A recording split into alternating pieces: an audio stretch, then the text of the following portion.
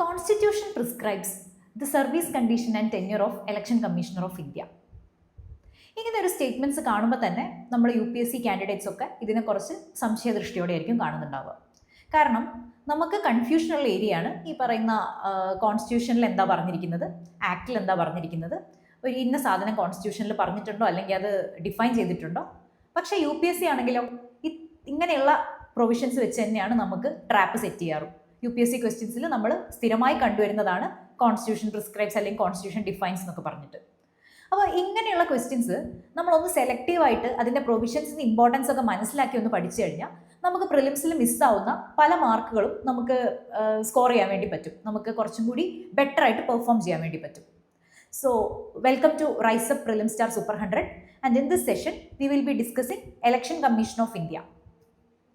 Election Commission of India നമ്മൾ നോക്കുന്ന സമയത്ത് അതിൻ്റെ ഒരു ഓവർവ്യൂ നോക്കുന്ന സമയത്ത് നമുക്ക് എല്ലാവർക്കും അറിയാവുന്നതുപോലെ it is A permanent constitutional body.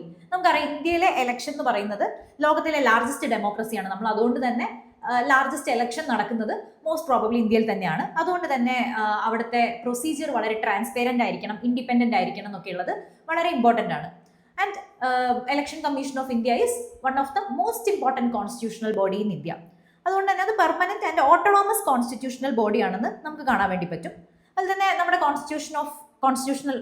Election commission of India establish ചെയ്തത് 25th January 1950 ആണ്. അതിൻ്റെ ബേസിൽ നമ്മൾ 25th January എന്തായിട്ട് വോട്ടേഴ്സ് ഡേ ആയിട്ടൊക്കെ സെലിബ്രേറ്റ് ചെയ്യുന്നുണ്ട് കേട്ടോ, വോട്ടേഴ്സ് ഡേ. അപ്പോൾ ഇതൊക്കെ നിങ്ങൾക്ക് അറിയാവുന്ന പ്രൊവിഷൻസ് തന്നെയാണ്. നമ്മൾ ഇലക്ഷൻ കമ്മീഷൻ ഓഫ് ഇന്ത്യനെ നോക്കിക്കാണുന്നത് രണ്ട് കാര്യങ്ങളിലൂടെയാണ്. ഒന്ന്, constitution of India. Constitution of India election കമ്മീഷനെ കുറിച്ച് എന്തൊക്കെ പറഞ്ഞിട്ടുണ്ട്. അതുപോലെ തന്നെ സ്റ്റാറ്റ്യൂട്ടറി പ്രൊവിഷൻ പറഞ്ഞിരിക്കുന്നത് ഇലക്ഷൻ കമ്മീഷണേഴ്സ് ആക്ട് 2023 ആണ് കേട്ടോ. ഇപ്പോൾ ലേറ്റസ്റ്റ് ആയിട്ടുള്ളതാണ് ഇലക്ഷൻ കമ്മീഷണേഴ്സ് ആക്ട് 2023 ബേസിലാണ് നമ്മൾ ഇലക്ഷൻ കമ്മീഷനെ നോക്കിക്കാണാൻ പോകുന്നത്. സോ ആദ്യമായിട്ട് തന്നെ നമുക്ക് കോൺസ്റ്റിറ്റ്യൂഷൻ എന്താണ് പറഞ്ഞിരിക്കുന്നത് നോക്കാം. കോൺസ്റ്റിറ്റ്യൂഷൻ ആർട്ടിക്കിൾ 324 to 329 വരെയുള്ള പ്രൊവിഷൻസിലാണ് ഇലക്ഷൻ കമ്മീഷനെ കുറിച്ച് മെൻഷൻ ചെയ്തിരിക്കുന്നത്. അപ്പോൾ ഇതിൽ തന്നെ ആർട്ടിക്കിൾ 324 പറയുന്നത് എവിടെയൊക്കെയാണ് ഇലക്ഷൻ നടത്തുന്നത്, എന്തൊക്കെയാണ് ഇലക്ഷൻ കമ്മീഷൻ്റെ അതിലുള്ള ഫംഗ്ഷൻ എന്നുള്ളതാണ്. ആദ്യമായിട്ട് തന്നെ സൂപ്പറിൻറ്റൻസ്, അതുപോലെ തന്നെ direction, control of election to ആ ഓഫീസസ് ആണ് നിങ്ങൾ പ്രത്യേകം ശ്രദ്ധിക്കേണ്ടത്. ഒന്നാമതായിട്ട് നമ്മുടെ പാർലമെന്റ് ഉണ്ട്, അതായത് ലോക്സഭ രാജ്യസഭ ഇലക്ഷൻ.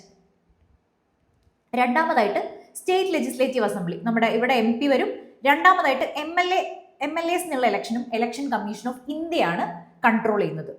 അതുപോലെ തന്നെ ഓഫീസ് ഓഫ് പ്രസിഡന്റും അതുപോലെ തന്നെ ഓഫീസ് ഓഫ് വൈസ് പ്രസിഡന്റും. ഇത്രയും ഈ 4 ഓഫീസസിലേക്കുള്ള ഈ 4 ഇലക്ഷൻസ് ആണ് election commission of India direct ചെയ്യുന്നതും അതുപോലെ തന്നെ കൺട്രോൾ ചെയ്യുന്നതും. ഇതാണ് ആർട്ടിക്കിൾ 324 പറഞ്ഞിരിക്കുന്നത്. 324 ഒരു പ്രൊവിഷൻ.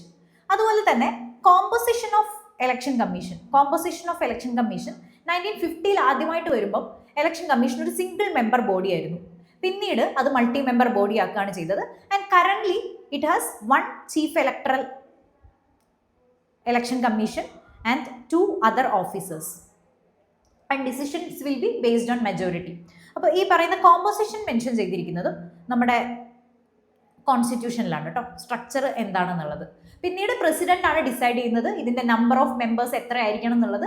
സബ്സിക്വന്റ്ലി പ്രസിഡന്റ് ആണ് ഡിസൈഡ് ചെയ്യുന്നത്. അതുപോലെ തന്നെ നെക്സ്റ്റ് വരുന്നത് നമുക്ക് അപ്പോയിന്റ്മെന്റും റിമൂവലുമാണ്. അപ്പോയിന്റ്മെന്റിൽ ചില പ്രൊവിഷൻസ് കോൺസ്റ്റിറ്റ്യൂഷനിലാണ് പറഞ്ഞിരിക്കുന്നത്, ചിലത് ആക്ടിലാണ് പറഞ്ഞിരിക്കുന്നത്. അതുപോലെ തന്നെ റിമൂവലിലാണെങ്കിലും ചില പ്രൊവിഷൻസ് കോൺസ്റ്റിറ്റ്യൂഷനിലാണ് പറഞ്ഞിരിക്കുന്നത്, ചിലത് ആക്ടിലാണ്. അത് നമുക്ക് അപ്പോയിന്റ്മെന്റും റിമൂവലും വരുന്ന സമയത്ത് ഒന്ന് ഡിഫറൻഷിയേറ്റ് ചെയ്ത് പഠിക്കാം. അതുപോലെ തന്നെ നെക്സ്റ്റ് വരുന്നത് ആർട്ടിക്കിൾ 325 ആണ്. 325 വരുന്നത് നമുക്ക് ജനറൽ ഇലക്ടറൽ റോള് പ്രിപ്പയർ ചെയ്യുന്നതിനെ പറ്റിയാണ്. അതായത് എല്ലാ അസംബ്ലി കോൺസ്റ്റിറ്റ്യുവൻസിയിലേക്കും ഇലക്ഷൻ കമ്മീഷൻ ഒരു ജനറൽ ഇലക്ടറൽ റോള് പ്രിപ്പയർ ചെയ്യണം. ഇതിന് പ്രത്യേകം ശ്രദ്ധിക്കേണ്ട ഒരു കാര്യം ഇവിടെ പ്രത്യേകമായിട്ട് പറഞ്ഞിട്ടുണ്ട്, അതിൽ ഡിസ്ക്രിമിനേഷൻ ഒന്നും പാടില്ല. And that discrimination on the grounds of religion, race, caste and sex should not be there എന്നാണ് ബേസിക്കലി ആർട്ടിക്കിൾ 325 ഓഫ് കോൺസ്റ്റിറ്റ്യൂഷൻ പറയുന്നത്. അപ്പോൾ ഇതാണ് ഒരു പ്രൊവിഷൻ. ഇനി 326 വരുമ്പം നമുക്ക് എല്ലാവർക്കും അറിയാവുന്നതുപോലെ യൂണിവേഴ്സൽ അഡൾട്ട് ഫ്രാഞ്ചൈസ് ആണ്. അതായത് 18 വയസ്സിന് മുകളിലായിട്ടുള്ള എല്ലാവരും എന്ത് ചെയ്യണം, വോട്ട് ചെയ്യാൻ ക്വാളിഫൈഡ് ആണ് എന്നാണ് ആർട്ടിക്കിൾ 326 മെൻഷൻ ചെയ്തിരിക്കുന്നത്. നിങ്ങൾക്ക് എല്ലാവർക്കും അറിയാവുന്നതാണ്, യൂണിവേഴ്സൽ അഡൽട്ട് ഫ്രാഞ്ചൈസ് ആണ് ആർട്ടിക്കിൾ 326. ആൻഡ് ആർട്ടിക്കിൾ 327ലേക്ക് വരുമ്പോൾ പാർലമെന്റിന് ഈ പറയുന്ന ഇലക്ഷനുമായി റിലേറ്റഡ് ആയിട്ട് അല്ലെങ്കിൽ ഇലക്ഷൻ കമ്മീഷണറുമായിട്ട് റിലേറ്റഡ് ആയിട്ട് ലോസ് ഉണ്ടാക്കാനുള്ള, അതായത് പാർലമെന്റിന്റെ ലെജിസ്ലേറ്റീവ് പവറാണ് ഈ 327 റെക്കഗ്നൈസ് ചെയ്തിരിക്കുന്നത്. നമുക്കറിയാം പാർലമെന്റിന് റെപ്രസെന്റേഷൻ ഓഫ് പീപ്പിൾസ് ആക്ട്, അതുപോലെ തന്നെ റെപ്രസെന്റേഷൻ ഓഫ് പീപ്പിൾസ് ആക്ട് എന്ന് 2 ഉണ്ട്. അതുപോലെ തന്നെ ഇലക്ഷൻ കമ്മീഷണേഴ്സ് ആക്ട്, ഇങ്ങനെ പല പല ആക്ടുകളുണ്ട്. ഈ ആക്ടുകളൊക്കെ ഫോം ചെയ്യാൻ വേണ്ടി പാർലമെന്റിന് റൈറ്റ് കൊടുക്കുന്നത് ആർട്ടിക്കിൾ 327 ആണ്. അതുപോലെ തന്നെ 328ലേക്ക് വരുമ്പോൾ അവിടെ സ്റ്റേറ്റ് ലെജിസ്ലേറ്റീവ് അസംബ്ലിയിലേക്കുള്ള ഇലക്ഷന് ലോസ് ഉണ്ടാക്കാനുള്ള റൈറ്റ് സ്റ്റേറ്റ് ലെജിസ്ലേറ്റീവ് അസംബ്ലിക്ക് കൊടുക്കുന്നു. അപ്പം ഇത്രയാണ് ബേസിക്കലി നമ്മുടെ കോൺസ്റ്റിറ്റ്യൂഷണൽ പ്രൊവിഷനിൽ വരുന്നത്. 329 പറയുന്നത് കോർട്ടിന്റെ റൈറ്റിനെ പറ്റിയാണ്. അതായത് കോർട്ട് ഈ പറയുന്ന കാര്യങ്ങളിലൊന്നും കയറി ഇടപെടാൻ പാടില്ല. ജുഡീഷ്യറി ഈ പറയുന്ന ഇലക്ഷൻ റിലേറ്റഡ് ആസ്പെക്റ്റുകളിലൊന്നും ഇടപെടാൻ പാടില്ല until an election petition is submitted. ഒരു ഇലക്ഷൻ പെറ്റീഷൻ വന്നാലല്ലാതെ ജുഡീഷ്യറിക്ക് ഇക്കാര്യങ്ങളിലൊന്നും കയറി ഇടപെടാനുള്ള, അതായത് ഈ അപ്പോയിന്റ്മെന്റ് അതുപോലെ തന്നെ റിമൂവൽ ഇങ്ങനെയുള്ള ഒരു കാര്യത്തിലും ജുഡീഷ്യറിക്ക് ഇടപെടാനുള്ള അവകാശമില്ല എന്നാണ് 329 പറയുന്നത്. ഇത്രയും കാര്യങ്ങളാണ് കോൺസ്റ്റിറ്റ്യൂഷനിൽ പറയുന്നത്. സോ ഈ കാര്യങ്ങൾ ഒന്ന് ഓർത്ത് വയ്ക്കുക.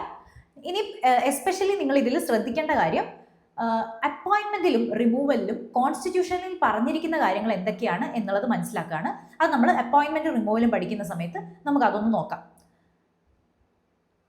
സ്ട്രക്ചർ നമ്മൾ ഓൾറെഡി ഡിസ്കസ് ചെയ്തു പോയതാണ് കേട്ടോ. അടുത്തായിട്ട് അപ്പോയിന്റ്മെന്റ് ആണ്. അപ്പോയിന്റ്മെന്റിൽ വരുമ്പോൾ വാട്ട് കോൺസ്റ്റിറ്റ്യൂഷൻ സേസ് എന്നുള്ളതാണ്. കോൺസ്റ്റിറ്റ്യൂഷൻ പറയുന്നത് പ്രസിഡന്റ് ആണ് ബേസിക്കലി ഇലക്ഷൻ കമ്മീഷനെ അപ്പോയിന്റ് ചെയ്യുന്നത്. അപ്പോയിന്റ്മെന്റ് പ്രസിഡന്റ് ആണെന്നുള്ളത് കോൺസ്റ്റിറ്റ്യൂഷൻ എസ്പെഷ്യലി മെൻഷൻ ചെയ്തിരിക്കുന്നതാണ്. അതിൻ്റെ നമ്പറും പീരിയോഡിക്കലി എന്താണ്, പ്രസിഡന്റ് ആണ് ഡിറ്റർമൈൻ ചെയ്യുക. ബാക്കി വരുന്ന കാര്യങ്ങളൊക്കെ ബേസിക്കലി ആക്ട് ആണ് മെൻഷൻ ചെയ്തിരിക്കുന്നത്. നമ്മൾ പറഞ്ഞ ആക്ട് ഇലക്ഷൻ കമ്മീഷണേഴ്സ് ആക്ട് 2023 ആണ് കേട്ടോ. അപ്പോൾ പ്രസിഡന്റ് അപ്പോയിന്റ് ചെയ്യും. പ്രസിഡന്റ് എങ്ങനെ അപ്പോയിന്റ് ചെയ്യും? പ്രസിഡന്റ് അപ്പോയിന്റ് ചെയ്യുന്നത് ബേസിക്കലി നമുക്ക് എല്ലാവർക്കും അറിയാം, president is bound to the decision of council of ministers. Council of ministers ആണ് ഇത് പ്രസിഡന്റിന് സജസ്റ്റ് ചെയ്യുന്നത്. പക്ഷേ ആരാണ് ഇലക്ഷൻ കമ്മീഷൻ എങ്ങനെയാണ് ഡിസൈഡ് ചെയ്യുന്നത് എന്നുള്ളതാണ് ബേസിക്കലി ആക്ടിൽ മെൻഷൻ ചെയ്യുന്ന ഒരു കാര്യം. അതിന് വേണ്ടിയിട്ട് ആദ്യമായിട്ടൊരു സെലക്ട് കമ്മിറ്റി ഉണ്ടാക്കും. സെലക്ഷൻ കമ്മിറ്റി ഉണ്ടാവും, അതുപോലെ തന്നെ സെർച്ച് കമ്മിറ്റി ഉണ്ടാവും. ഈ സെർച്ച് കമ്മിറ്റിയിൽ ബേസിക്കലി ക്യാബിനറ്റ് സെക്രട്ടറി ഹെഡ് ചെയ്യുന്ന ഒരു ഗ്രൂപ്പാണ് ഉണ്ടാവുക. ക്യാബിനറ്റ് സെക്രട്ടറി കേട്ടോ. ക്യാബിനറ്റ് സെക്രട്ടറിയാണ് സെർച്ച് കമ്മിറ്റിയിലെ ഗ്രൂപ്പിനെ ഹെഡ് ചെയ്യുന്നത്. അപ്പോൾ ഈ ക്യാബിനറ്റ് സെക്രട്ടറി ഹെഡ് ചെയ്യുന്ന ഈ ഗ്രൂപ്പ് ഒരു പാനൽ ഓഫ് നെയിംസ്, അതായത് ഒരു ഗ്രൂപ്പ് ഓഫ് നെയിംസ്, ഇവരൊക്കെ ഇലക്ഷൻ കമ്മീഷണർ ആവാൻ എലിജിബിൾ ആണ് എന്നുള്ള രീതിയിൽ ഒരു നെയിം സെലക്ഷൻ കമ്മിറ്റിക്ക് കൊടുക്കും. ആൻഡ് സെലക്ഷൻ കമ്മിറ്റിയിലെ മെമ്പേഴ്സ് ആരൊക്കെയാണെന്നാണ് നിങ്ങൾ എസ്പെഷ്യലി ഓർത്ത് വെക്കേണ്ടത്. അത് ആക്ടിലാണ് മെൻഷൻ ചെയ്തിരിക്കുന്നത്. പ്രധാനമന്ത്രി ഉണ്ട്, PM ഉണ്ട്, അതുപോലെ തന്നെ ലീഡർ ഓഫ് ഓപ്പോസിഷൻ ഉണ്ട്, അതുപോലെ തന്നെ ഒരു union cabinet minister nominated by PM. അപ്പം സെൻട്രൽ ഗവൺമെന്റിൽ നിന്ന്, അതായത് ഗവൺമെന്റിന്റെ 2 പ്രതിനിധികളാണ് മേജർലി അവിടെ വന്നിരിക്കുന്നത്. ഒന്ന് പ്രൈം മിനിസ്റ്റർ വന്നു, അതുപോലെ തന്നെ ഒരു union cabinet minister nominated by PM കൂടി ഇവിടെ വരുന്നുണ്ട്, സെലക്ഷൻ കമ്മിറ്റിയിൽ വരുന്നുണ്ട്. ഈ സെലക്ഷൻ കമ്മിറ്റിയാണ് ബേസിക്കലി ഇലക്ഷൻ കമ്മീഷണർ ആരാണെന്ന് തീരുമാനിക്കുന്നത്. ആൻഡ് ഈ നെയിം വെച്ചാണ് പ്രസിഡന്റ് എന്ത് ചെയ്യുന്നത്, ഇലക്ഷൻ കമ്മീഷണറെ അപ്പോയിന്റ് ചെയ്യുന്നത്. അപ്പോൾ ഇവിടെ ആക്റ്റും വന്നിട്ടുണ്ട്, അതുപോലെ തന്നെ കോൺസ്റ്റിറ്റ്യൂഷനും വന്നിട്ടുണ്ട് എന്നുള്ള കാര്യം നിങ്ങൾ ഓർക്കുക. ഇത് ആരാണെന്ന് സെലക്ട് ചെയ്യുന്ന പ്രൊസീജിയർ ഉള്ളത് ആക്റ്റിലാണ്, പക്ഷെ ആരാണ് അപ്പോയിന്റ് ചെയ്യേണ്ടത് എന്നുള്ളത് കോൺസ്റ്റിറ്റ്യൂഷനിലാണ് എന്നുള്ള കാര്യം ഓർക്കുക. അതുപോലെ തന്നെ എങ്ങനെയാണ് ഈ ഇലക്ഷൻ കമ്മീഷണറെ ഡിസൈഡ് ചെയ്യുന്നത് എന്നുള്ളതാണ്. അതായത് ക്വാളിഫിക്കേഷൻസ് ആണ്. ക്വാളിഫിക്കേഷൻസ് മെൻഷൻ ചെയ്തിരിക്കുന്നത് ആക്റ്റിലാണ്. പിന്നീട് കോൺസ്റ്റിറ്റ്യൂഷനിൽ ഇതിനെ പറ്റിയുള്ള കാര്യങ്ങളൊന്നും പറയുന്നില്ല. ബാക്കിയൊക്കെ ആക്റ്റിലാണ് ഉള്ളത് എന്നുള്ളത് ഒന്ന് ഓർത്ത് വെക്കുക. ക്വാളിഫിക്കേഷൻസ് മെൻഷൻ ചെയ്യുന്നത് ആക്റ്റിലാണ്. Qualification secretary to government of India ആവാനോ അല്ലെങ്കിൽ അതിന്റെ ഇക്വാലന്റോ ആയിട്ടുള്ള ആളായിരിക്കണം ഈ പറയുന്ന ഇലക്ഷൻ കമ്മീഷണർ ആവേണ്ടതെന്നാണ് ക്വാളിഫിക്കേഷനിൽ മെൻഷൻ ചെയ്തിരിക്കുന്നത്. അതുപോലെ തന്നെ പുള്ളി ഇന്റഗ്രിറ്റി ഉള്ള ആളായിരിക്കണം എന്നൊക്കെ ഉള്ള കാര്യങ്ങൾ ഈ പറയുന്ന ആക്റ്റിൽ പറയുന്നുണ്ട്. നിങ്ങൾ ഓർത്ത് വെക്കേണ്ടത് ക്വാളിഫിക്കേഷൻ മെൻഷൻ ചെയ്യുന്നത് ആക്റ്റിലാണ്. ഗവൺമെന്റ് സെക്രട്ടറി ആവാനുള്ള എലിജിബിലിറ്റി ഇയാൾക്ക് ഉണ്ടായിരിക്കണം. ഈ കാര്യമാണ് നിങ്ങൾ ബേസിക്കലി സ്പെസിഫിക് ആയിട്ട് ആലോചിച്ച് വെക്കേണ്ടത്. അതുപോലെ നമ്മൾ പ്രൊസീജിയർ ഓഫ് അപ്പോയിൻമെന്റ് പറഞ്ഞു, സെലക്ഷൻ കമ്മിറ്റി, സെർച്ച് കമ്മിറ്റീൻ്റെ കാര്യങ്ങൾ പറഞ്ഞു. അതുപോലെ തന്നെ ടെന്യൂർ വരുന്നത് 6 years അല്ലെങ്കിൽ ഈ പറയുന്ന അപ്പോയിന്റ് ചെയ്യുന്ന ആൾക്ക് 65 ഏജ് ആവുന്നത്. ഇതിൽ ഏതാണോ നേരത്തെ, ഏതാണോ ഏർലിയർ, അതാണ് ബേസിക്കലി ടെന്യൂർ. അപ്പോൾ അയാൾ ആദ്യം 6 വർഷം കംപ്ലീറ്റ് ചെയ്യുകയാണെങ്കിൽ അയാളുടെ ടെന്യൂർ കഴിഞ്ഞു. അതിന് മുന്നേ അയാൾക്ക് 65 വയസ്സാവുകയാണെങ്കിൽ അയാളുടെ ടെന്യൂർ കഴിഞ്ഞു. അപ്പോൾ ടെന്യൂർ മെൻഷൻ ചെയ്തിരിക്കുന്നത് ആക്റ്റിലാണ്. ഇക്കാര്യം നിങ്ങളൊന്ന് ഓർത്ത് വയ്ക്കുക. 6 years or 65 years of age, അതാണ് ടെന്യൂർ വരുന്നത്. അടുത്തതായിട്ട് സർവീസ് കണ്ടീഷൻസ് അല്ലെങ്കിൽ ക്വാളിഫിക്കേഷൻസ്, ഇതൊക്കെ ക്യാബിനറ്റ് സെക്രട്ടറിൻ്റെയാണ്. സാലറി, സർവീസ് കണ്ടീഷനൊക്കെ ക്യാബിനറ്റ് സെക്രട്ടറിനോട് ഇക്വാലൻ്റ് ആണ്. ഇക്കാര്യവും മെൻഷൻ ചെയ്തിരിക്കുന്നത് ആക്റ്റിലാണ് എന്നുള്ള കാര്യം നിങ്ങളൊന്ന് ഓർത്ത് വയ്ക്കുക. ഇത്രയും കാര്യങ്ങളാണ് ആക്റ്റിൽ മേജർലി മെൻഷൻ ചെയ്തിരിക്കുന്നത്. അപ്പോൾ അപ്പോയിൻമെന്റ് റിലേറ്റഡ് ആയിട്ട് ഇത്രയും കാര്യങ്ങൾ നിങ്ങളൊന്ന് ഓർത്ത് വയ്ക്കുക. അപ്പോയിന്റ് ചെയ്യുന്നത് പ്രസിഡന്റ് ആണ്. അതുപോലെ തന്നെ അപ്പോയിൻമെന്റിന്റെ കണ്ടീഷൻസ്, അതുപോലെ തന്നെ ക്വാളിഫിക്കേഷൻസ്, അതുപോലെ തന്നെ പ്രൊസീജിയർ ഒക്കെ മെൻഷൻ ചെയ്തിരിക്കുന്നത് ഈ പറയുന്ന ആക്റ്റിലാണ് എന്നുള്ള കാര്യം നിങ്ങളൊന്ന് ഓർക്കുക. ഇതാണ് ബേസിക്കലി ഇവിടെ നിന്ന് നോക്കാനുള്ളത്. നെക്സ്റ്റ് നമുക്ക് വരുന്നത് റിമൂവൽ ആൻഡ് റെസിഗ്നേഷൻ ആണ്. Resignation will be given to president. പ്രസിഡന്റിനാണ് റെസിഗ്നേഷൻ കൊടുക്കുക കേട്ടോ. അത് കോൺസ്റ്റിറ്റ്യൂഷണൽ ബോഡീസിൽ എല്ലാവരും പ്രസിഡന്റിനാണ് റെസിഗ്നേഷൻ കൊടുക്കുക. റിമൂവൽ പ്രൊസീജിയറിനെ പറ്റി കോൺസ്റ്റിറ്റ്യൂഷൻ തന്നെ പറഞ്ഞിരിക്കുന്നത് removal is based on the grounds as same as that of supreme court judge. Supreme court ജഡ്ജിന്റെ സെയിം കണ്ടീഷനും അതുപോലെ സെയിം ഗ്രൗണ്ട്സ് ഓഫ് റിമൂവലും അതുപോലെ തന്നെ സെയിം പ്രൊസീജിയറും ആണ് നമ്മൾ ഇലക്ഷൻ കമ്മീഷണറെ, ചീഫ് ഇലക്ഷൻ കമ്മീഷണറെ റിമൂവ് ചെയ്യുമ്പോഴും ഫോളോ ചെയ്യേണ്ടത് എന്നാണ് കോൺസ്റ്റിറ്റ്യൂഷൻ മെൻഷൻ ചെയ്തിരിക്കുന്നത്.